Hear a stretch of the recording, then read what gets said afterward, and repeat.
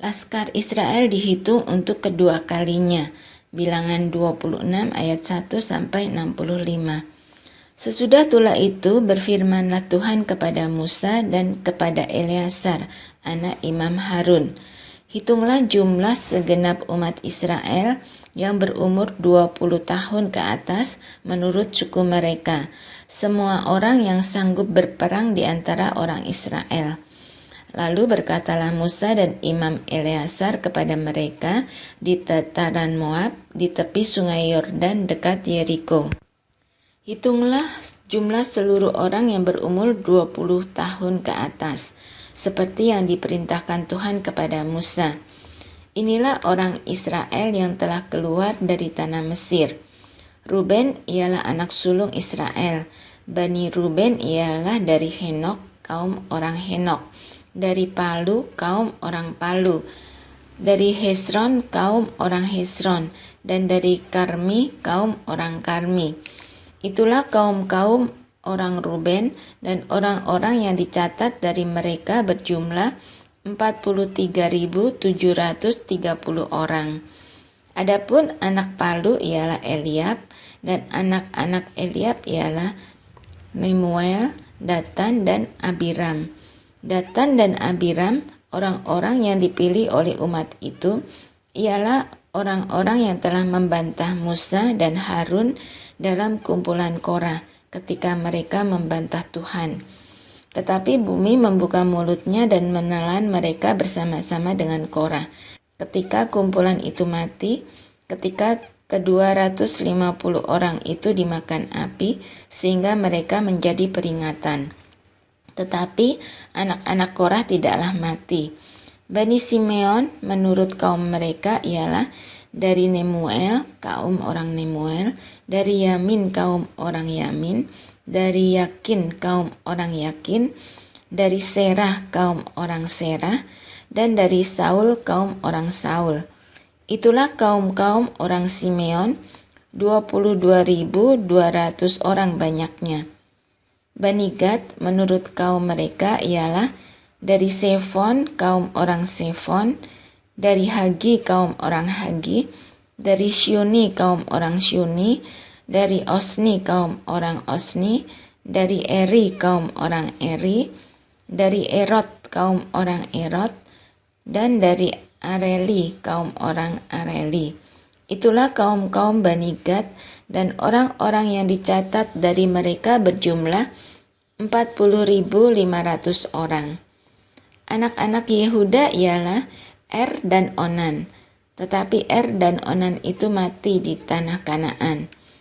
Bani Yehuda menurut kaum mereka ialah dari Syela, kaum orang Syela, dari Peres, kaum orang Peres, dan dari Serah, kaum orang Serah.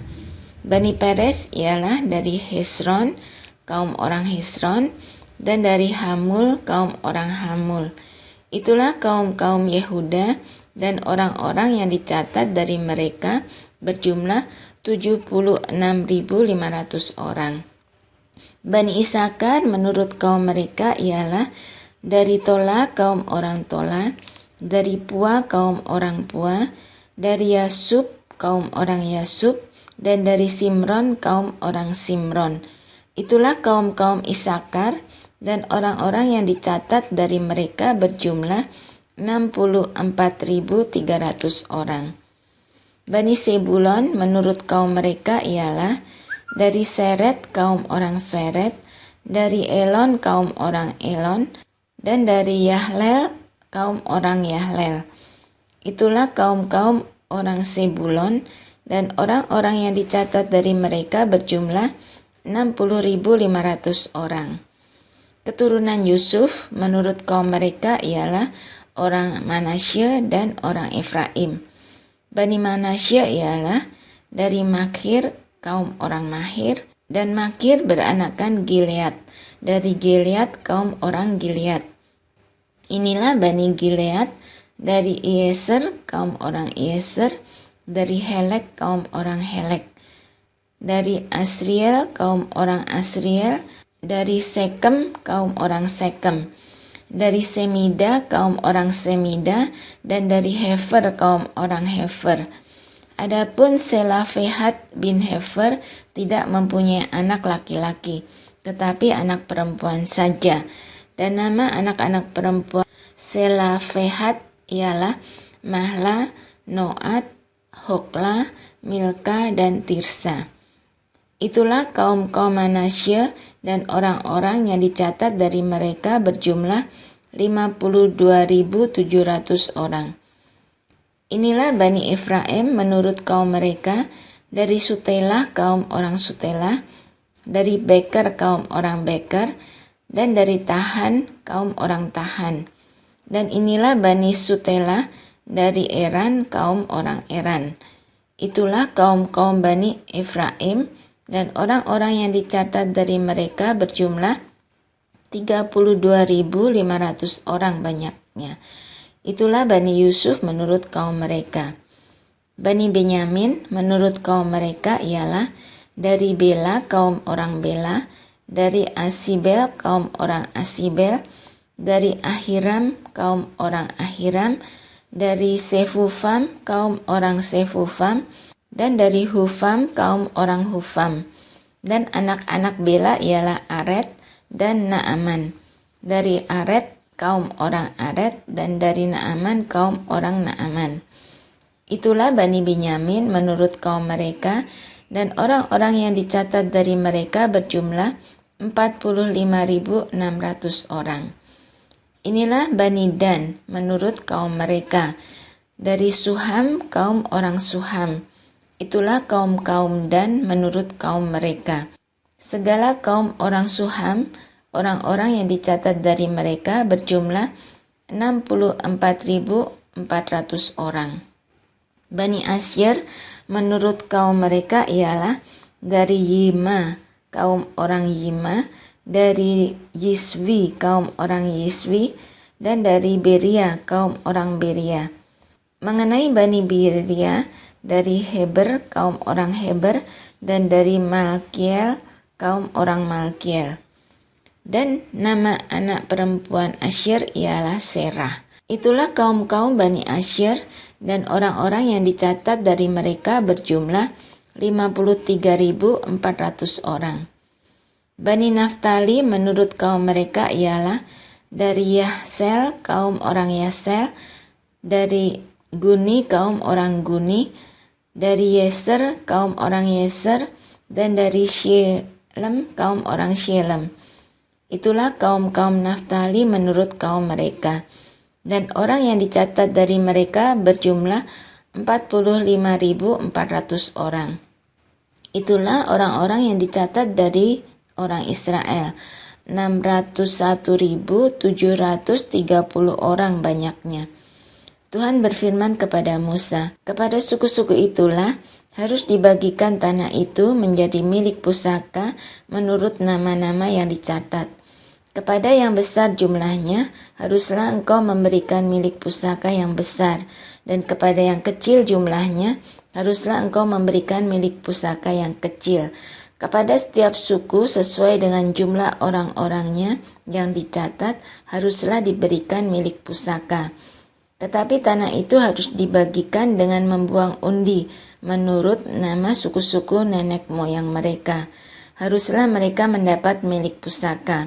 Seperti yang ditunjukkan undian, haruslah dibagikan milik pusaka setiap suku, di antara yang besar dan yang kecil jumlahnya. Inilah orang-orang yang dicatat dari orang Lewi menurut kaum mereka, dari Gerson kaum orang Gerson, dari Kehat kaum orang Kehat, dan dari Merari kaum orang Merari. Inilah kaum-kaum Lewi, kaum orang Libni, kaum orang Hebron, kaum orang Mahli, kaum orang Musi, dan kaum orang Korah. Adapun Kehat beranakan Amram.